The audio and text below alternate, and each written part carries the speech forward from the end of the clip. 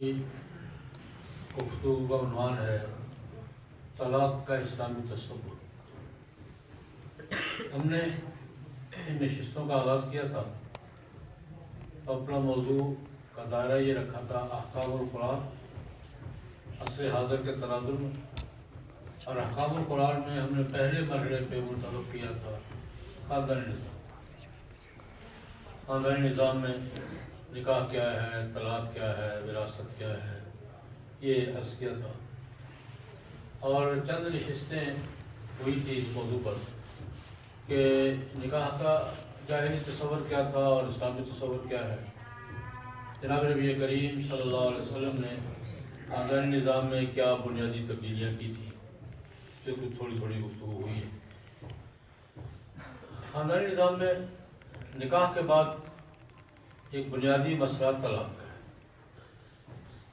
طلاق یعنی نکاح کے بندھن کو ختم کرنا۔ نکاح جوڑنے کو کہتے ہیں، جی مرد اور عورت کا نکاح ہوا ہے تو اس کو ختم کرنے کا طریقہ، ختم کرنا جائز ہے ناجائز ہے، طریقہ کیا ہے، کیسے ہوگا کیسے نہیں ہوگا، کب ہوگا کب نہیں ہوگا، یہ مسائل۔ یہ طلاق کا سادہ سا مفہوم نکاح کے تعلق کو ختم کرنا۔ طلاق کے حوالے سے گفتگو کو میں 4 حصوں میں تقسیم کروں۔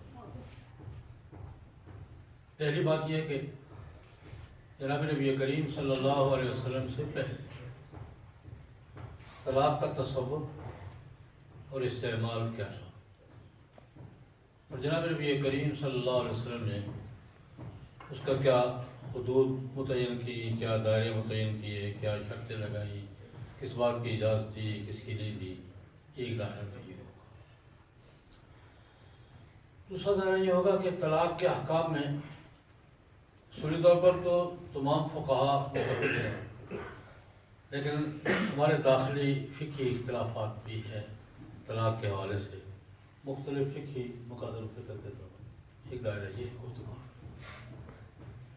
ایک دائرہ یہ ہے کہ اس وقت جو مغربی فلسفہ ہے، دنیا پر حکمران فلسفہ ہے، وہ اس وقت دنیا پر حکمرانی اقوام متحدہ کی ہے، اس کے چارٹر کی ہے، مغربی فلسفے کی ہے۔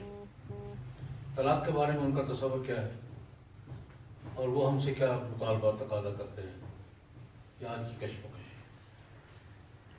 اور چوتھے نمبر پر ان ساری باتوں سے ہٹ کر معاشرتی طور پر طلاق کے بارے میں کیا طرز عمل ہے اور کیا غلطیاں ہیں، کیا ہم کرتے ہیں، کیا کرنا چاہیے، کیونکہ ہمارا داخلی ماحول، یہ 4 دائرے ہیں جن میں طلاق کو سمجھنے کی ضرورت ہے۔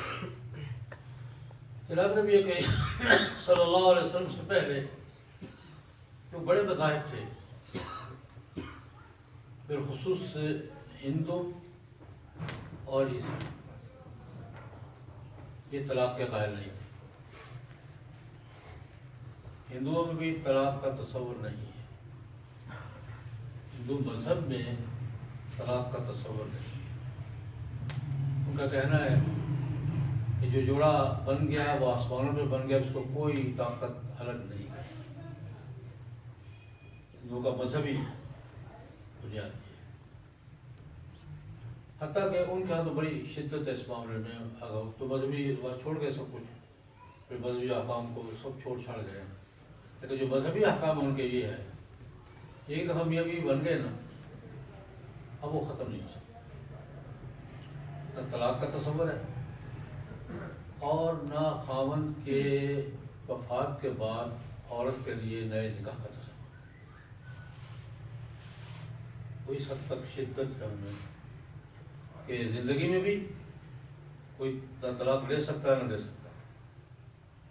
اگر خاوند فوت ہو گیا، بیوی زندہ ہے، تو نیا نکاح نہیں کر سکتا، زندگی بھر اسے سوگ میں رہنا ہوگا۔ بلکہ ان کی یہاں روایت یہ ہے کہ خاوند کے فوت ہونے کے بعد بھی وہ خاوند کی بیوی ہی ہے اپنی زندگی تک، وہ بیوی کے طور پر ہی سوگ میں زندگی گزارے گی، اسی گھر میں رہے گی، لیکن ہدایت کی کیفیت میں، اچھے کپڑے نہیں پہنے گی، اچھے کپڑے نہیں پہنے گی، زیب و زینت نہیں کرے. ہمارے یہاں جو عدت کے احکام ہیں نا، عدت کے دنوں کے زیب و زینت نہیں کرے گی، ان سے زیادہ سخت احکام ان کے یہ بیوگی کے. اچھے کپڑے نہیں پہن سکتی، زیب و زینت نہیں کر سکتی، کسی اچھے پروگرام میں نہیں جا سکتی، کوئی شادی بیاہ میں شریک نہیں ہو سکتی. اس کو خاوند کے گھر میں ایک بیوہ کے طور پہ اور ایک ایسی عام عورت کی طرح وقت گزارنا ہے اس نے. اس لیے وہاں یہ بات بہتر سمجھی جاتی ہے. ان کا متبادل یہ ہے، اگر کوئی عورت اپنے خاوند کے بعد، خاوند کے مرنے کے بعد اس کے گھر میں باقی زندگی اس کیفیت میں گزارنے کے لیے تیار نہیں ہے، تو اس کے لیے متبادل یہ ہے کہ وہ وہاں مردے کو جلاتے ہیں، مردے کو جلایا جاتا ہے. تو سب سے بڑی افضل عورت وہ سمجھی جاتی ہے جو خاوند کی جلتی ہوئی لاش پر چھلانگ لگا کے خود بھی جل جائے. اس کو ستی ہونا کہتے ہیں لوگ کی مذہب سے، اس کو ستی ہونا کہتے ہیں. اور اس کو اپنی زبان میں وہ بہت بڑی شہیدہ کا درجہ دیتے ہیں، اس کو اوتار کے درجے میں لے جاتے ہیں. بہت بڑی فضیلت والی عورت ہے جو خاوند کے ساتھ اس کی چتا میں، چتا کے آگ لگاتے ہیں، اس کو چتا کہتے ہیں. خاوند کی چتا میں جل کر راکھ ہو جائے، وہ کہتے ہیں بہت فضیلت والی عورت ہے. اور نوجوان عورتیں اکثر جن کو کہ میری زندگی ساری باقی ہے، کیا کروں گی، تو وہ انسان کا مزاج ہوتا ہے، وہ اس کو ترجیح دیتی تھی. ہندوستان آزاد ہونے کے بعد اس رواج پہ پابندی لگی، ہندوستان کے قانون میں اس پہ پابندی ہے، لیکن اس کے باوجود دور دراز کے علاقوں سے وقتاً فوقتاً ستی ہونے کی خبریں آتی رہتی ہیں. پرانے رواج کے مطابق، پرانے مذہبی دستور کے مطابق، تو وہ عورت ستی ہو جاتی ہے، خاوند کی لاش کے ساتھ آگ میں کود کر جل جاتی ہے، راکھ ہو جاتی ہے، کہتی ہے کہ میں اپنے خاوند کے ساتھ ہی. تو کیوں؟ اس کی بنیادی وجہ یہ ہے کہ اس کو باقی زندگی خاوند کے گھر میں بیوگی اور عدت کے حالت میں ہی گزارنی ہے، اس کو نیا نکاح کرنے کی اجازت نہیں. چنانچہ ہمارے یہاں بھی سید احمد شہید رحمۃ اللہ علیہ نے جو اصلاحی تحریک کی تھی، اس تحریک کے ہندوؤں کے زیر اثر ہم بھی بیواؤں کا نکاح نہیں کرتے. ہمارے یہاں بھی کسی درجے میں یہ ہے کہ بیوہ کے نکاح کو عیب سمجھا جاتا ہے. ہمارے یہ اس درجے کی بات نہیں ہے، اثرات ہوتے ہیں. ہمارے ہاں بیٹی کی پیدائش کو اس درجے کی خوشخبری نہیں سمجھا جاتا جس طرح بیٹے کی پیدائش کو سمجھا جاتا. یہ بھی ہندو تہذیب کا اثر ہے. ہمارے ہاں بیوہ کے نکاح کو عیب سمجھا جاتا ہے، وہ بلبلی کرتے ہیں. یہ اسی کا اثر ہے. حضرت سید احمد شہید رحمۃ اللہ علیہ نے جب اصلاحی تحریک چلائی تھی، اس اصلاحی تحریک ایک بڑا پہلو تھا کہ بیواؤں کا نکاح کرو، تحریک چلائی تھی. ہم ان کے تذکرے میں آپ کو ملے گا تو باقاعدہ ملتے تھے، ہم بیوہ بیٹھی ہوئی نکاح کرو اس کا. کیوں؟ ہندوؤں کی تہذیب سے کیوں متاثر ہو؟ تو یہ اس کے اثرات بہت سی چیزوں میں ہمارے یہاں اثرات ہیں. تو میں نے دو مثالیں دی ہیں. ہمارے یہاں اس کے اوپر جب اکٹھے رہتے ہیں تو اثرات ہوتے ہیں، کتنی بات ہے. جب اکٹھے رہتے ہیں تو کوئی اثرات ہمارے اوپر ہوں گے، کچھ ان کے اوپر ہوں گے. تو یہ بات میں نے اس کا حوالہ دیا کہ سید احمد شہید رحمۃ اللہ علیہ اور شاہ اسماعیل شہید رحمۃ اللہ علیہ نے جو اصلاحی تحریک چلائی تھی، اس کا ایک یہ تھا کہ سلام جواب کہا کرو، آداب عرض کیا کرتے تھے، آداب عرض کرو، آداب عرض کرو، سلام کہا کرو. خدا کی تحریک ایک جز یہ تھا. اور ایک جز یہ تھا کہ بیواؤں کا نکاح، اگر بیوہ نکاح کی ہر ایک کریں جو اس نکاح کی پوزیشن میں ہے اس کا نکاح کرو. یہ نکاح نہ کرنا بیوہ کا، وہ کہتے ہیں ہندو تہذیب کا. ہندوؤں کے ہاں یہ تھا کہ طلاق کا تصور ہی نہیں ہے مذہبی طور پر، نہ زندگی میں اور نہ مرنے کے بعد کہ وہ نیا نکاح کر سکے، اجازت نہیں. عیسائیوں میں بھی ایسے ہی ہے. کیتھولک عیسائی جب پروٹیسٹنٹ الگ ہوئے ہیں تو انہوں نے تصورات بدلے ہیں، لیکن کیتھولک ہی چلے آ رہے تھے پاپا روم کے. ان کے یہاں بھی طلاق کا حق نہیں ہے. ایک آدھ صورت میں کہ عورت کی بدکاری پکڑی جائے اور خاوند طلاق دینا چاہے تو شاید ایک اجازت کی صورت بنا، عام عمومی طور پر مرد کو طلاق کا حق نہیں ہے۔ اسلام نے سب سے پہلا یہ کیا کہ مرد کو طلاق کا حق بحال کیا۔ یہودی مذہب میں تھا، عیسائی مذہب میں نہیں تھا، بہت سے مذاہب میں تھا، ہندو مذہب میں نہیں تھا، اور اسلام نے یہ طلاق کا حق بحال کیا۔ پہلی بات نبی کریم صلی اللہ علیہ وسلم نے اسے مباحات میں سے مبعوث ترین چیز کرا، پسندیدہ چیز نہیں ہے، شوقیہ چیز نہیں ہے کہ جی یا میں طلاق دے دوں مجبوری کے درجے میں۔ خود جناب نبی کریم صلی اللہ علیہ وسلم کے گھر میں آپ کے منہ بولے بیٹے جب زید نے طلاق دینا چاہیے حضرت زینب کو، تو قرآن پاک کہتا ہے اس کو بار بار اتق اللہ، ہم سکھانے کا زوجہ کا اتق اللہ، خدا کا خوف کرو، طلاق نہیں دو، خدا کا خوف کرو، طلاق نہیں دو۔ زید بن حارثہ کا نام لے کر قرآن پاک اب اسے بار بار تلقین کرتے تھے اتق اللہ، ہم سکھانے کا زوجہ کا اتق اللہ، خدا سے کرو، طلاق نہیں دو، طلاق نہیں دو۔ طلاق آخری حربہ ہے، جب نباہ کی کوئی صورت نہ بنتی ہو، ہوتا ہے بس اوقات مسئلہ بن جاتا ہے، بس مسئلہ نہیں بھی ہوتا تو مزاجوں میں اس قدر تفاوت ہوتا ہے، اس قدر تفاوت ہوتا ہے نہیں گزارا ہوتا، مسئلہ وہ نہیں ہوتا۔ یہ ہمارے معاشرتی مسائل بس مزاجوں کا ٹکراؤ وجہ بن جاتا ہے، لیکن آخری آپشن کے طور پر جب کوئی صورت نہ ہو تو ہندو اور مسیحی مذہب کی طرح لٹکائے رکھنے کے بجائے طلاق کا رستہ نکالا۔ ایک تو یہ طلاق کا حق، مرد کو طلاق کا حق دیا، عورت کو خلا کا، دونوں کو دیا۔ مرد کو طلاق کا حق دیا اور عورت کو خلا کا حق دیا۔ تو فرق صرف اتنا ہے کہ مرد براہ راست طلاق دے سکتا ہے، عورت براہ راست نہیں دے سکتی، وہ تحکیم یا قضاء کی صورت میں یا مطالبے میں۔ میں اس کو یوں تعبیر کرتا ہوں، آج کل یہ الزام ہے اسلام پر، یہ مرد کو طلاق کا حق دیتے ہیں، عورت کو مرد کے رحم و کرم پر چھوڑا ہوا ہے، بالکل نہیں ہے، صرف ایک بلے رجال آ رہے ہیں نا درجہ سنیاٹی ہے، بلے رجال آ رہے ہیں نا درجہ سنیاٹی ہے، ترتیب ہے۔ مرد کو طلاق کا حق ہے، عورت کو مطالبہ طلاق کا حق ہے۔ مرد کو حق کس کا ہے؟ عورت کو حق کس کا ہے؟ مطالبہ طلاق کا۔ اور مطالبہ طلاق خاوند پہ موقوف نہیں ہے، یہ دے اتنا تیسری اتھارٹی بھی ہے،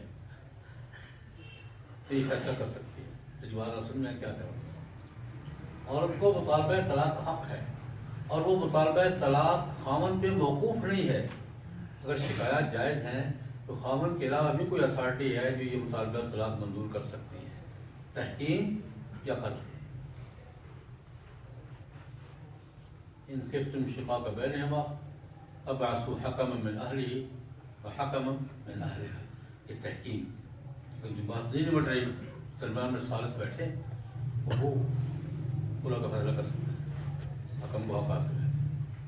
یہ بھی نہیں کر سکتے تو قضاء موجود ہے، قاضی کو بھی اگر عورت کی شکایات درست ہیں تو میں کہنا یہ چاہ رہا ہوں کہ یہ بات کہ اسلام نے عورت کو صرف مرد کے رحم و کرم پر چھوڑا، یہ درست نہیں ہے۔ مطالبہ طلاق کا حق ہے، اور مطالبہ طلاق خاوند اگر نہیں دے رہا تو ایک متبادل اتھارٹی موجود ہے دو درجوں میں، تحکیم کی صورت میں اور قضاء کی صورت میں، کہ خاوند اگر زیادتی کر رہا ہے تو وہ مقدمہ سن کر قاضی بھی تفریح کروا سکتا ہے، حکمین بھی تفریح کروا سکتے ہیں۔ تو یہ صرف اتنا فرق ہے کہ مرد کو براہ راست طلاق کا حق دیا ہے، عورت کو مطالبہ طلاق کا حق دیا ہے، اور اس کا پورا سسٹم دیا ہے اگر خاوند زیادتی نہ کر سکے، خاوند اپنی مرضی نہ کر سکے، جائز اگر شکایت جائز ہے عورت کو طلاق مل جائے۔ یہ پہلا کام کیا کہ طلاق، اور مرد کو طلاق کا حق دیا اور عورت کو خلا کا، عورت کو خلا کا۔ ایک بات جاہلیت میں یہ تھی کہ یہ بات پہلے بھی عرض کر چکا ہوں لیکن مناسبت سے دوبارہ دہرا رہا ہوں. تحریر میں اسی کہ طلاق کوئی تعداد متعین نہیں تھی.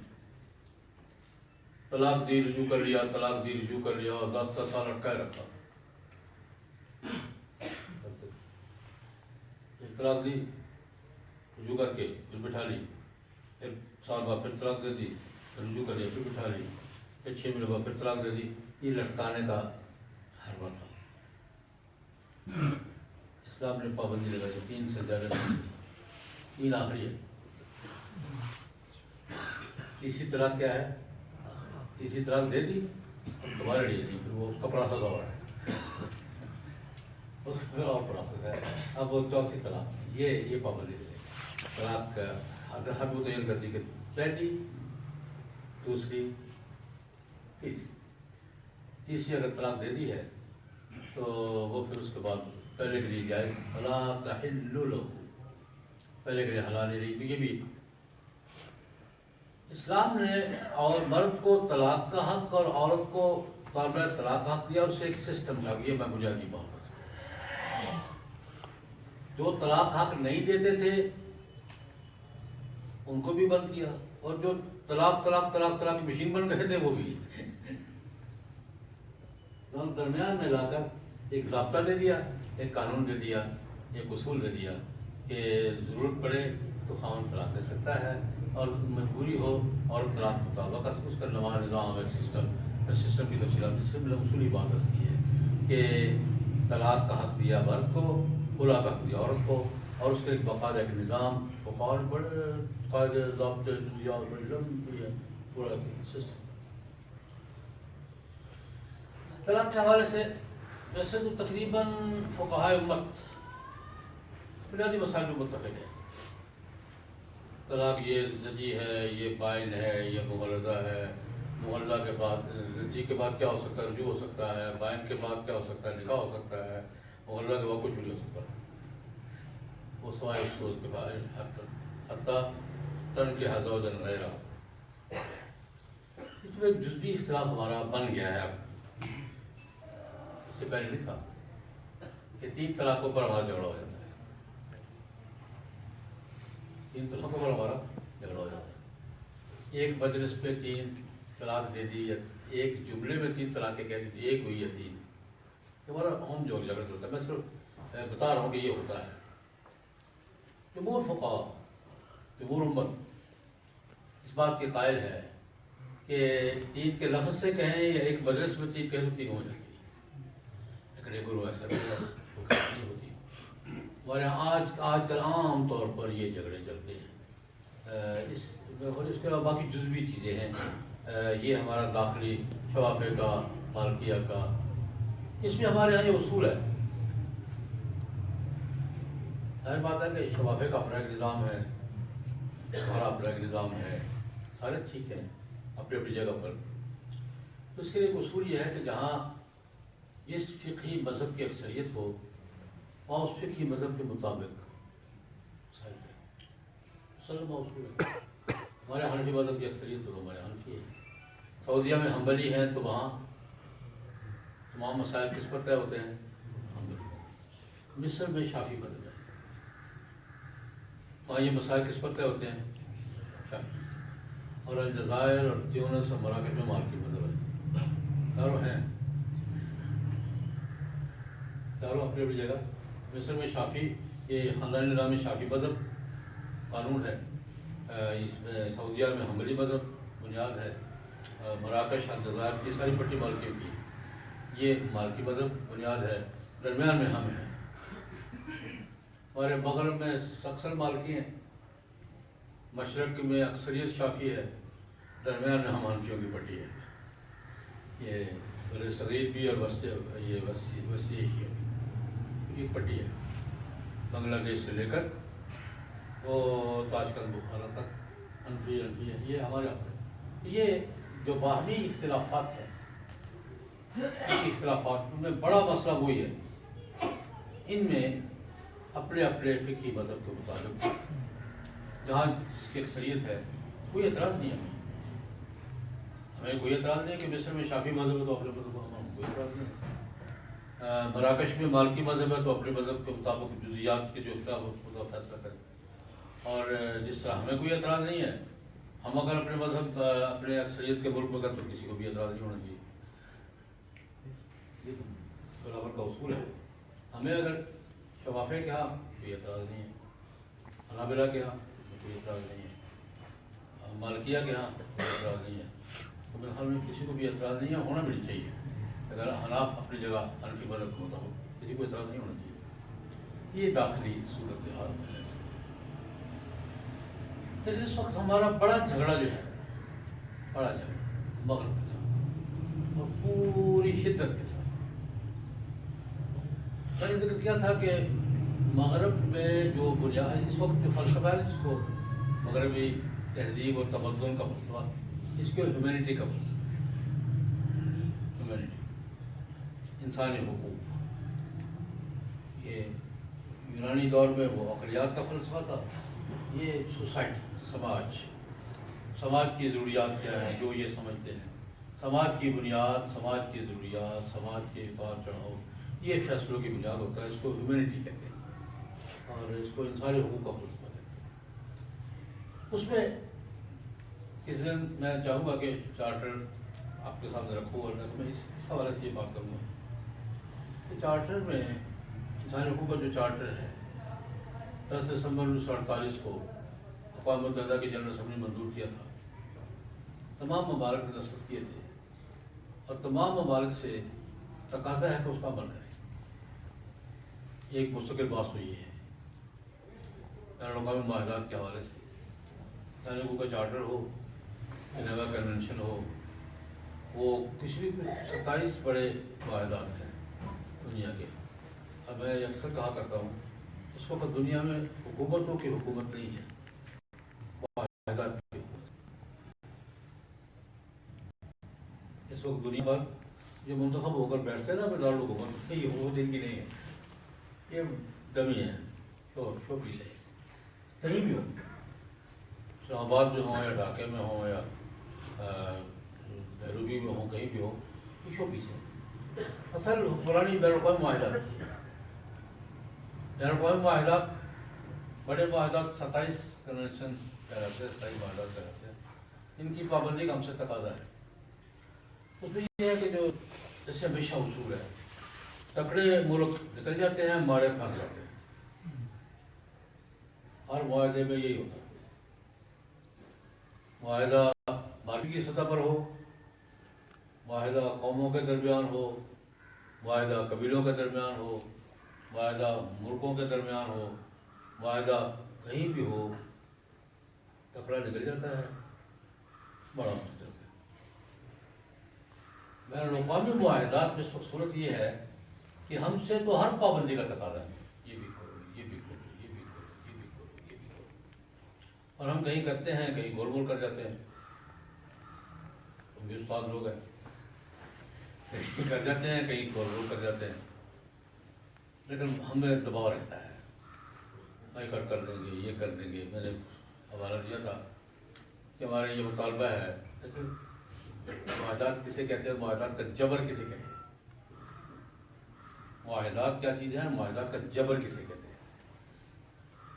ہم یورپی یونین کا ایک اپنا تجارتی دائرہ ہے اور بڑے لوگ ہیں، بہت اچھی تجارت ہے، بزنس کا بہت اچھا معیار ہے، ان کا بہت اچھا سسٹم ہے. ہم اس میں شریک ہونا چاہتے ہیں، ہمیں بھی شریک کر لو یار، اپنی تجارتی برادری میں ہمیں بھی شریک کر لو.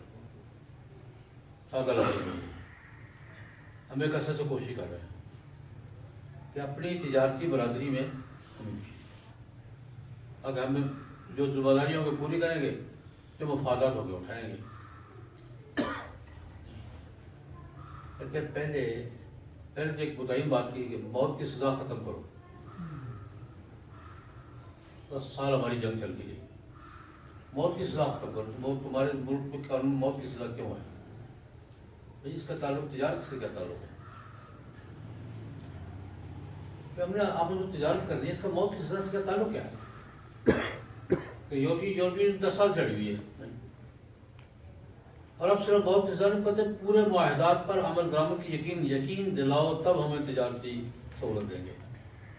معاہدات کا جبر کی کیفیت کرنی، معاہدات کا جبر یہ کہتے قادیانیوں والا تو مسئلہ ختم کرو، توہین رسالت کا قانون ختم کرو، قصاص کا قانون ختم کرو، تب ہم تمہیں تجارتی منڈی میں شریک کریں گے، اس منڈی میں آنے کی اجازت دیں گے، ہماری منڈی میں تب داخل ہوگے جب یہ کام کر کیا ہوگا۔ معاہدات کا جبر ہے، معاہدات جو حکومت کر رہے ہیں ان کا مطالبہ یہ ہے کہ طلاق مرد کو ہے تو عورت کو بھی۔ اس وقت ہمیں سب سے زیادہ جس مطالبے کا سامنا ہے خاندانی نظام میں وہ دو باتوں میں، ایک ہے کہ طلاق کا حق مرد کو ہے تو طلاق کا برابر کا حق عورت کو بھی۔ ہم نے اس پہ ابتدا میں تو 35 بدلے پاکستانیوں بار انہوں نے سن 62 میں یہ کیا ایوب خان کے زمانے میں کہ نکاح کے فارم میں تفویض طلاق کا کھانا لکھ دیا، سن 62 کی بات ہے، ابھی تک چل رہا ہے۔ نکاح کے فارم میں ہم نے تفویض طلاق کا کھانا لکھ دیا کہ کیا خاوند نے بیوی کو طلاق کا حق تفویض کر دیا ہے، اور تفویض طلاق تو ہو جاتا ہے، قدوری میں بھی ہو جاتا ہے، ہدایت میں بھی ہو جاتا ہے، اور کنز میں بھی ہو جاتا ہے، تفویض طلاق کا مستقل مفاد ہے ہمارے، ہو جاتا ہے۔ تو وہ اٹھایا ہم نے قدوری سے اور چند دقائق سے اٹھایا، نکاح کے فارم میں لکھ دیا کیا خاوند نے عورت کو طلاق کا حق تفویض کر دیا ہے، اور مغرب کو فارم بھیج دیا کہ ہم نے لے لیا، عورت کو طلاق حق دے دی ہے۔ نہیں چلی بات، انہوں نے پھر مطالبہ شروع کیا تم نے زبان سے دھوکہ کیا ہے، کسی کو کچھ پتہ نہیں کیا ہے۔ سن 62 اور آج کون سی سن ہے، کتنے سال درمیان میں ہو گئے، 50-55 سال ہو گئے۔ نہ کسی نکاح خان کو پتہ ہے، نہ کسی گواہ کو پتہ ہے، نہ کسی خاوند کو پتہ ہے، نہ کسی بیوی کو۔ اکا دکا کسی کو پتہ ہوگا، کسی کو نہیں پتا، نکاح پڑھنے والے کو بھی نہیں پتا، جن کا پڑھا گیا ان کو نہیں پتا، فارم فل کرنے والے، فارم پر کرنے والے کو بھی نہیں پتا، جو دستخط کرنے گواہ ان کو بھی نہیں پتا، اکا دکا کسی کو ہوگا۔ اور بڑے عجیب لطیفے ہوتے ہیں، ایک نکاح میں بیٹھا ہوا تو نکاح میں نے پڑھانا تھا، تو نکاح رجسٹرار جو ہے فارم فل کر رہا، جب یہاں پر آیا کیا خاوند نے بیوی کو نکاح کا تفویض کر دیا ہے، میں نے اس کا ہاتھ پکڑ لیا کہ کیا کرنے لگے ہو، یہ کھاٹا مارنے لگا ہوں، کھاٹے کا مطلب کہ نکاح طلاق حق نہیں ہے۔ میں نے کہا تم سے پوچھا گیا، سوال کس سے، جی خاوند سے۔ میں نے اس سے پوچھا تم نے یہ اختیار کہاں سے لے لیا، بات میری سمجھ آئی، سوال کس سے کیا گیا ہے، خاوند سے۔ خاوند اگر تفویض کرتے تو ہو جاتا نہیں، ہو جاتا، ہو جاتا ہے۔ بھائی تم نے یہ اختیار کہاں سے سوال لیا کہ تو میرے سے کاٹا لگا، پوچھو دیتا ہے کہ نہیں دیتا، دیتا تو لکھو، نہیں دیتا تو ختم کرو۔ بلکہ ایک سے بڑا ایک لطیفہ عرض کرتا ہوں، ہمارا ایک بڑا مشہور کیس چلا ہے، آج کوئی 10-15-16 سال پہلے کی بات ہے، بڑا مشہور کیس تھا، اخبارات میں بڑا چرچا رہا۔ ایک محترمہ بڑی ملک کی بڑی خواتین میں سے، شاید اس وقت بھی میں نے ہوں، وہ گئی خاوند کے گھر سے اور واپس نہیں آئی، 6-7 مہینے کے بعد نیا نکاح کر لیا۔ خاوند نے کہا یار میری بیوی کدھر گئی، نیا نکاح کیسے کر لیا، وہ کورٹ میں چلا گیا، عدالت میں بھائی میری بیوی ہے، دوسرا نکاح کیسے کر لیا اس نے۔ اب جواب دعویٰ جو آیا کہ میں نے نکاح کے وقت ان سے طلاق کا حق لے لیا تھا، کبھی طلاق ہو گئی تھی، میں نے اپنا حق استعمال کیا، کوئی شریک غیر شریک کام نہیں کیا، کوئی غیر قانونی کام نہیں کیا۔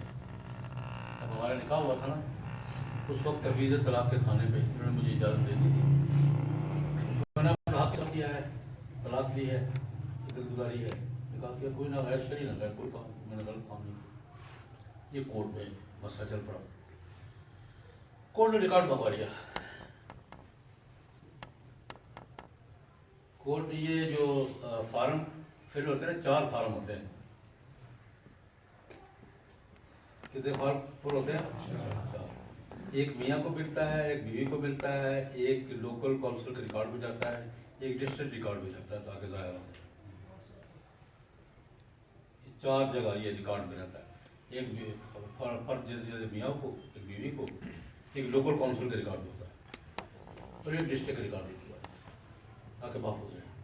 تب وہ فارم منگوا لیا. فارم پہ کیا لکھا ہے؟ یس ہے یا نو ہے، کاٹا ہے یا یس کا نشان. ابھی فیصلہ اس پہ ہونا ہے. عدالت میں پیش ہوا، اس میں یس کا نشان. عدالت نے فیصلہ کہ ٹھیک ہے، ٹھیک ہے. اس کو خاوند نے طلاق کا حق دے دیا تھا، اس نے استعمال کیا ہے، دل گزاری ہے، نکاح کیا، اس کا نکاح جائز ہے، طلاق ہو گئی تھی.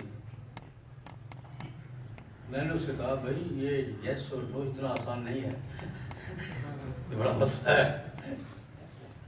ایسے نہیں کہ میں اپنی مرضی کا کانٹا لگا دوں یس کر دوں. یہ نکاح طلاق کا مسئلہ ہے بھائی. تو یہ ہم نے یہ درمیانہ ثلاثہ اختیار کیا. لیکن پتہ میں جو بتا رہا ہوں یہ ہے کہ 62 کے بعد اب تک 55 سال ہو گئے ہیں، 99% کو نہیں. تو جو آپ کو پتہ ہے یہ بھی ہوتا ہے. میں نے ایک مضمون میں لکھا، میں نے کہا یار یہ مغرب والے وقت ضائع کرتے ہیں. میں نے کہا تم نے ہمیں دباؤ ڈال کر دھکا دھکا کر کے شک ہمیں شامل کروائی تھی. سچ تو نہیں کر رہی. قانون کا وہ لفظ نافذ کر دینا اور چیز ہے، سوسائٹی کو اس کا قبول کرنا اور چیز. میں نے کہا 62 میں کیا ہوا یہ بات ابھی تک سوسائٹی کو ہضم نہیں ہوا، پتہ ہی نہیں ہے. وہ جاتے روانی جا کو کانٹا لگا دیتے ہیں. میں نے کہا 62 سے لے کر اب تک 55 سال ہو گئے. تم نے ایک ترمیم ہم نے مغرب والوں سے کہا تم نے ایک ترمیم ہم سے کروائی تھی، ہم نے کر دی تھی، فارم میں شامل کر دیا تھا. ابھی تک سوسائٹی نے اس کو قبول نہیں کیا. کیا خیال ہے قبول کیا نہیں کیا؟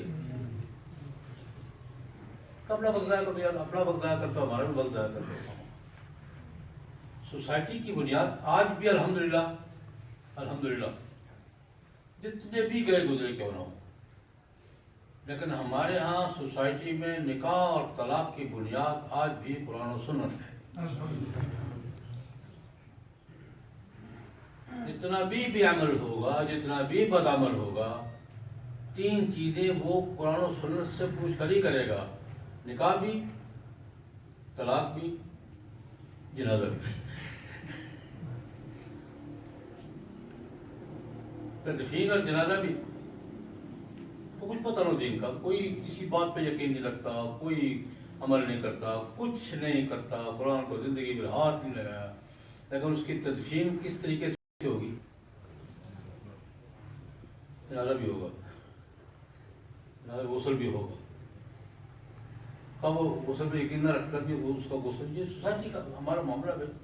تو خیر یہ ہم سے مطالبہ تھا تو ہم نے یہ درمیان کا راستہ اختیار کیا. اب وہ کہتے نہیں. جھگڑا شروع ہو گیا ہے نکاح، یہ طلاق اور خلا میں. ہماری عدالتوں میں اب جنگ ہے طلاق اور خلا میں. اب ہم نے یہ فیصلے دینے شروع کر دیے کہ خلا عورت کا مساوی حق طلاق ہے، اور ہائی کورٹ کے فیصلے آ گئے ہیں. ہم نے نیا فیصلہ بدلا کہ عورت کے حق طلاق کو طلاق کہتے ہیں، عورت کے حق طلاق کو خلا کہتے ہیں. خلا عورت کا مساوی حق طلاق ہے. یہ فیصلے آ چکے. اور اگر آپ کو سول کورٹس میں، فیملی کورٹس میں جانے کا موقع ملے، کسی کا رابطہ ہو، تو فیملی کورٹس میں اس وقت گزشتہ 2-3 سال سے بطور پالیسی کی یہ بات چلی آ رہی ہے کہ عورت خلا کا مقدمہ دائر کرے، 90 دن کے اندر فیصلہ کرنا ہے، اور فیصلہ عورت کے حق میں. چیک کر لیا کسی بھی فیملی کورٹ کا ریکارڈ، کسی عورت کا خلا کا مطالبہ پچھلے 3 سال میں پورے ملک میں رد نہیں. بات نہیں ہوئی، بلاتے ہیں بات نہیں کیوں ہوئی کی وجہ خلا کا حق ہے، لیکن جائز شکایات کی بنیاد پر وہ سارا پروسیس ختم ہو گیا۔ آپ چیک کر لیں، خلا کا تناسب مسلسل بڑھ رہا، اس پہ خود ہمارے قانوندان پریشان ہیں کہ ہمارے خاندانی نظام کا کیا بنے گا، اور خلا کا پروسیس پالیسی قانون میں تبدیلی نہیں کر سکے، پروسیس میں تبدیلی کی ہے۔ اب ہماری فیملی کورٹس میں مستقلاً یہ ہوتا ہے کہ خلا کا کیس آیا ہے، جج پابند ہے کہ 90 دن کے اندر فیصلہ کرے، اور پابند ہے کہ عورت کے حق میں فیصلہ،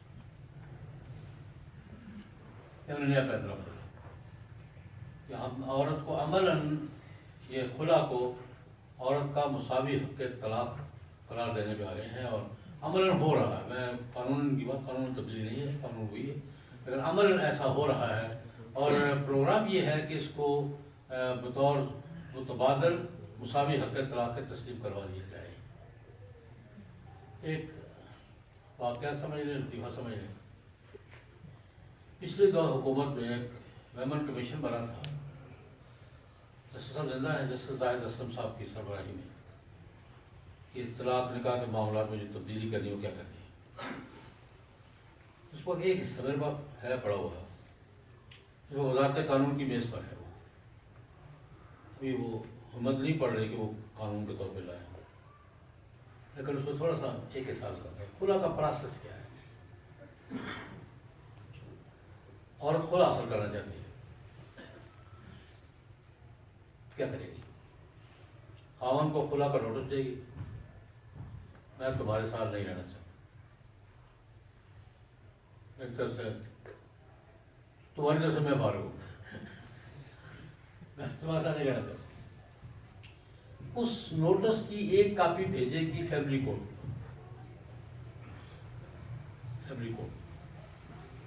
فیملی کورٹ کا جج جس دن اس درخواست کو سماعت کے لیے قبول کر لے گا کہ میں یہ سنتا ہوں، اس دستخط کے سماعت کے لیے قبول کرنے کے ساتھ اب وہ دونوں میاں بیوی نہیں رہیں گے، تو مجھے بتا ترمیم کیا کی گئی۔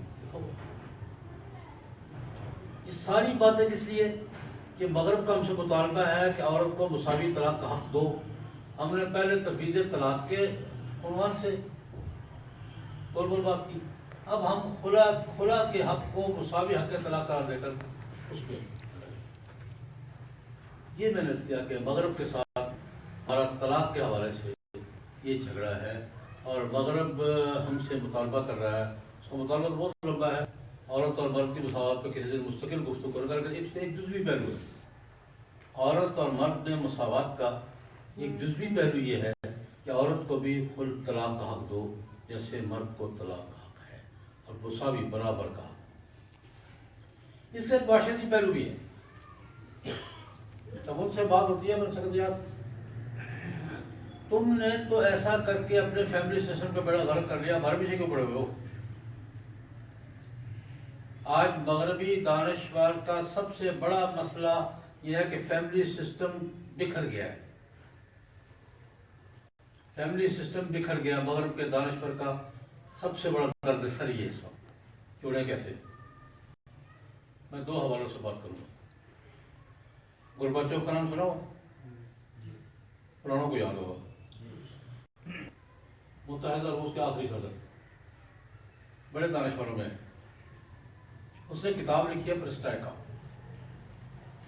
کتاب کا نام ہے، اس نے فیملی سسٹم پہ بحث کی، گورباچوف نے فیملی سسٹم پہ اس نے بحث کی ہے، اور اس نے یہ کہا ہے، لکھا ہے اس میں کہ ہم سے غلطی ہوئی، کہتا ہے پہلی جنگ عظیم، یہ بات وسیع پیمانے پہ قتل عام ہوا، بہت قتل عام ہوا، لاکھوں لوگ قتل ہو گئے تھے یورپ میں، یورپی میدان جنگ تھا، دوسری جنگ عظیم کا میدان بھی بڑا یورپی تھا، بہت قتل عام ہوا، سب لوگ قتل ہو گئے لاکھوں کی تعداد میں، ہماری فیکٹریاں خالی ہو گئی، دفتر خالی ہو گئے، افرادی قوت کم ہو گیا۔ گورباچوف کا الفاظ یہ ہے کہ ہم نے اپنے دفتروں اور فیکٹریوں کی گنتی پوری کرنے کے لیے عورت کو ورغلا کر گھر سے باہر نکالا کہ گھر میں مت بیٹھو، جا کے مزدوری کرو، ملازمت کرو، سیکٹری بنو، کلرک بنو۔ کہ ہم نے اپنی افرادی قوت کے خلا کو پر کرنے کے لیے عورتوں کو ورغلا کے گھر سے نکالا۔ اس نے کہا کہ ہماری افرادی قوت کا خلا تو پر ہو گیا، تو فیکٹریوں کا اور یہ دفتروں کا خلا ہم نے کیا کر لیا، پر کر لیا۔ اب ہمیں کوئی راستہ نظر نہیں آ رہا کہ عورت کو گھر میں واپس کیسے لے جائیں، جاتی نہیں، گھر سے نکل کے واپس کون جاتا ہے؟ اب ہمارا سب سے بڑا مسئلہ یہ بنا ہوا ہے کہ ہم عورت کو گھر واپس لے جانا چاہتے ہیں، گھر سنبھالے، یہ واپس نہیں جاتی۔ برطانیہ کے ایک سابق وزیر اعظم تھے جان میجر، ٹونی بلیئر سے اور اس سے پہلے تھے وزیر اعظم تھے برطانیہ کے، اس نے باقاعدہ مہم چلائی اپنی وزارت کے دوران، بیک ٹو بیسکس، واپس جاؤ یار، جہاں سے ہم گھبراہ ہوتے رہے واپس چلو، بیک ٹو بیسکس، بنیادوں کی طرف واپس چلو۔ اور وہی قرار یہ تھا کہ خاندانی سسٹم کو بحال کرنے کی ضرورت ہے، خاندانی سسٹم تباہ ہو گیا ہے، رشتے ختم ہو گئے ہیں۔ اور یہ ٹونی بلیئر صاحب نے اپنے زمانے میں باقاعدہ اس بات کا اعلان کیا ٹیکسوں میں اور مالی مفادات، بینیفٹ جو سوشل بینیفٹس ہیں ان میں سہولتیں دی کہ جو عورت مراقبت کرنے کی بجائے گھر میں رہ کر بچوں کی تربیت کو ترجیح دے گی، ہم اس کو سوشل بینیفٹس میں ترجیح دیں گے، ٹیکسوں میں سہولت دیں گے، تاکہ ہم عورت کو کسی طرح گھر واپس لے جائیں۔ ہو جاتی نہیں، اور ہوتا کیا ہے، میں کیا عجیب دجل ہے، یہ کیا عجیب دجل ہے۔ عنوان یہ دیا کہ ہم نے عورت کو برابر کے حقوق دے دیے۔ عنوان اس کا کیا ہے کہ عورت کو ہم نے مرد کے برابر کر دیا۔ میں نے ایک سیمینار میں سوال کیا، میں نے کہا کیا کیا تم نے، تو خود سوچو تم نے کیا کیا۔ عورت کے حقوق میں تم نے اضافہ کیا یا فرائض میں اضافہ کیا؟ گھر کی فطری تقسیم کیا ہے؟ بچہ کس نے پیدا کرنا ہے، اس کو پالنا کس نے ہے، گھر کی ہڈی ڈیوٹی کس نے کرنی ہے، گھر کا انتظام کس نے کرنا ہے، باہر کا کام کس نے کرنا ہے۔ گھر کے کام اسی طرح عورت کے ذمہ ہیں، باہر کے کام میں تم نے اس کے ذمہ لگا دیا۔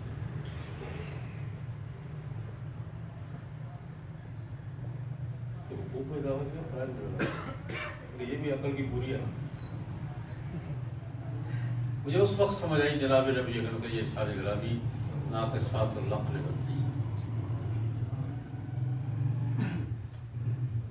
دیکھو یار، یا تو یوں کرے ایک بچہ وہ پیدا کرے، تم پیدا کرو۔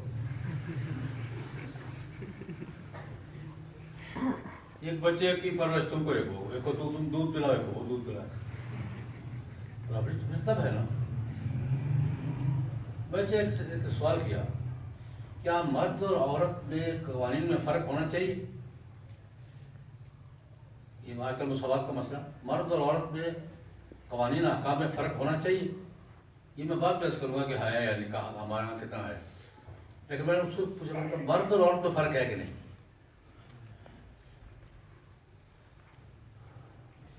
مرد اور عورت میں فرق ہے کہ نہیں ہے؟ تین باتوں میں بطور خاص، مرد اور عورت کی جسمانی ساخت ایک ہے،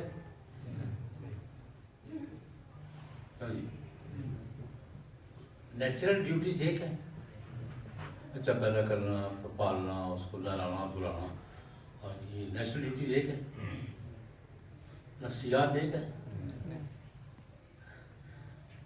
نفسیات کی ایک چھوٹی سی جھلک ابھی ہماری امریکہ کی ہیلری کلنٹن حالیہ ہے نا،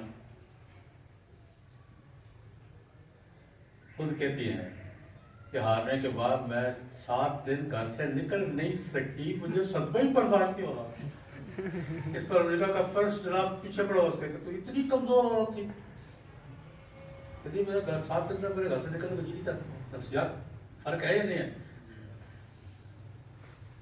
عورت اور مرد کے جسمانی ساخت میں فرق ہے یا نہیں ہے؟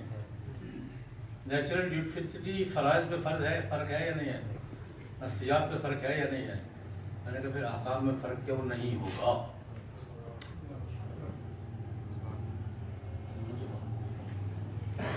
جسمانی ساخت مختلف ہے، نیچرل ڈیوٹیز مختلف ہے، نفسیات مختلف ہے، سائیکالوجی الگ الگ ہے، پھر احکام میں فرق کیوں نہیں ہوگا؟ مجھے یہ بتاؤ کیوں نہیں ہوگا؟ اسلام یہ فطری بات کرتا ہے. ایک دفعہ مجھے شوق آیا تو بتانی میں ہم نے بھی ہم نے تو حضور نے فرمایا تھا نا کہ تم تتبعون سنن من کان قبلکم حذو النعل بالنعل، تم ان کے نقش قدم پر چلو گے، قدم پر تمہارا قدم آئے گا، بارش کا فرق نہیں پڑے گا. ہم نے طے کیا ہوگا جو انہوں نے کرنا ہم نے کرنا ہے. طے کیا ہوگا کہ نہیں کیا؟ جو وہ کرتے ہم نے کرنا ہے. ان کے ہاں تو ان کا مسئلہ یہ ہے کہ میاں نے بھی دفتر میں جانا ہے، بچے نے بھی، بیوی نے بھی دفتر میں جانا ہے، تو بھی ملازمت کرتی بولا بچوں کو کون سنبھالے گا؟ پرائیویٹ سسٹم، بچوں کو اسکول میں، بچوں کو اسکول الگ ہے. وہ بچے اسکول والے جاتے ہیں اور میاں اپنی ڈیوٹی پر، بیوی اپنی ڈیوٹی پر، شام کو اکٹھے ہوتے ہیں جا کر. ہم نے دیکھا دیکھی کہ بچوں کو بس 2 سال کے بچے کو گھر سے نکالو کچھ جب وہاں پڑھ مل رہا تو 10 مل رہے گا کیوں گھر اچھا نہیں لگتا اس کو. اور اتنا بڑا نفسیاتی نقصان ہے کہ بچہ 2 سال کی عمر میں گھر سے غیر مانوس ہونا شروع ہوتا ہے. پھر جب جوان ہو کر جب گھر اس کے لیے اجنبی ہو جاتا ہے تو پھر ہمارے ساتھ بچے ماں باپ کے حقوق بیان کرو ذرا.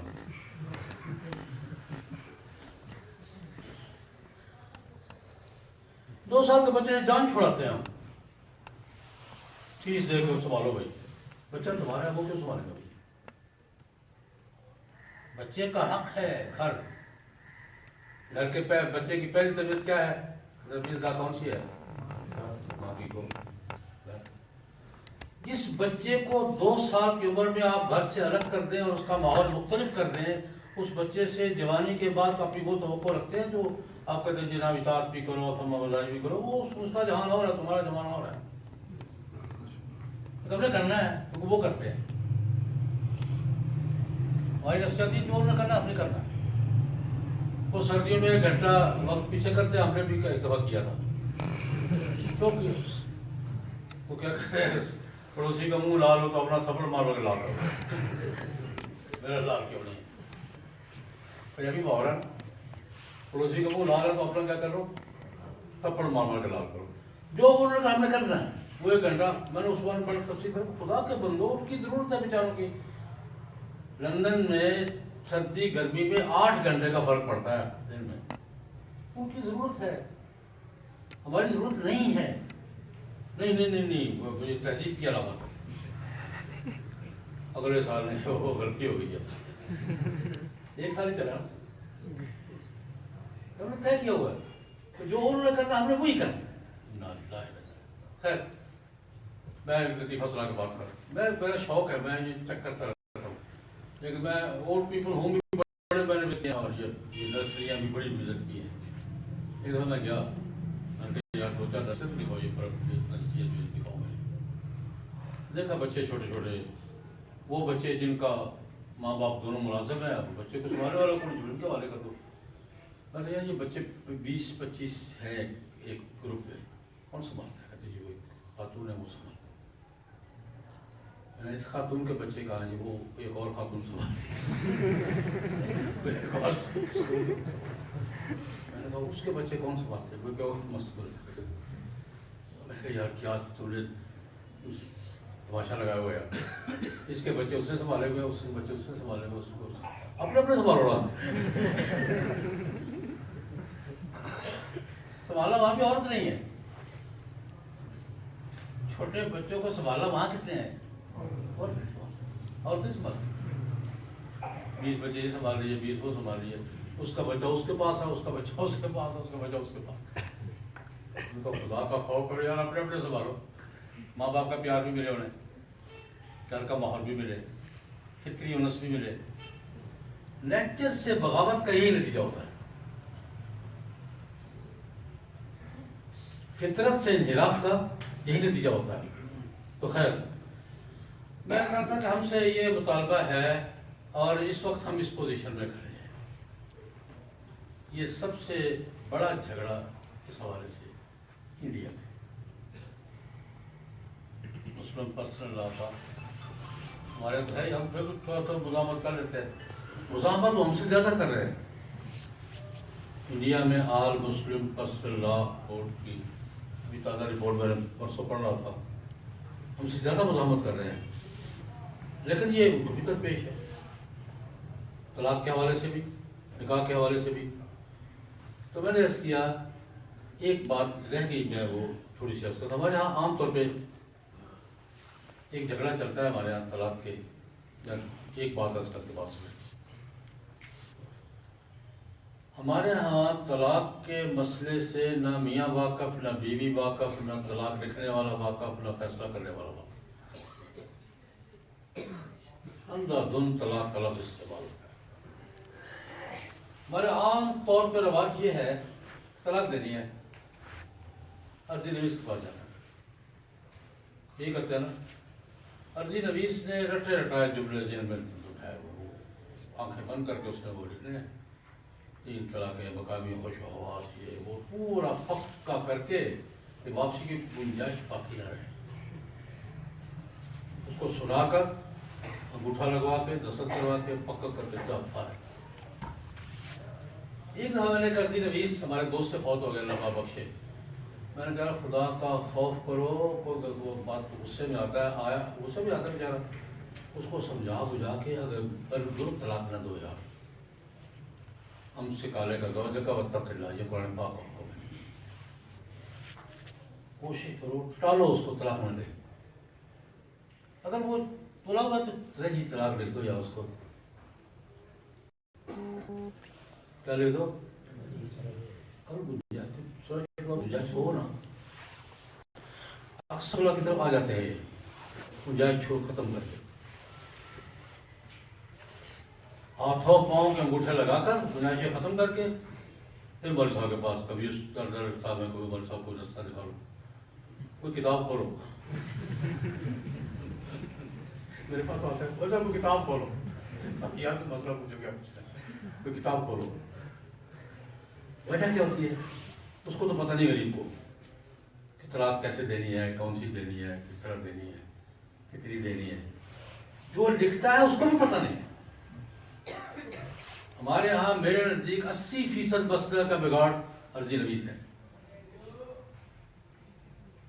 ان کے لیے اسپیشل ٹریننگ کی ضرورت ہے. ایک آدمی آ گیا سمجھاؤ بجاؤ یار, چھوڑ یار, رہنے دے, گزارا کرو. نہیں, ایک سادہ سی طلاق اگر ضروری لکھنی ہے, سادہ سی رجی طلاق لکھ دو, تاکہ کل جب غصہ کم ہو تو صلح کی گنجائش ہو نا. چلو بہت زیادہ غصہ باہر لکھ دو یار, دوبارہ نکاح کی گنجائش رہنے دو نا. اب تو رجی طلاق سے زیادہ کی ضرورت نہیں ہے. پھر ہے کام تو سے بھی ہو جاتا ہے. ایک گولی سے کام ہوتا, 3 گولیاں مارنی ضروری ہے, کام تو سے بھی ہو جاتا ہے. چلو ڈبل کر دو, باہر کر دو, تاکہ دوبارہ نکاح کی گنجائش ہو. نہ رجوع کی گنجائش, نہ نکاح کی گنجائش, ساری گنجائشیں ختم کر کے اسے ٹھپا لگا کے اعلان کر دو. وہ بیچارہ 2 سال دار بختیوں کو چکر لگاتا پڑتا ہے.